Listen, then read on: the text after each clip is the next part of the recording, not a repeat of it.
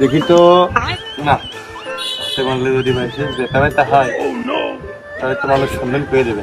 দেখি বাবা একটু শো তো। আমি হ্যাঁ শুয়ে পড়ো, এদিকে শো। পিঁপড়ায় কামড়ালে কেমন লাগে বলবো আমাকে। হ্যাঁ ঠিক আছে।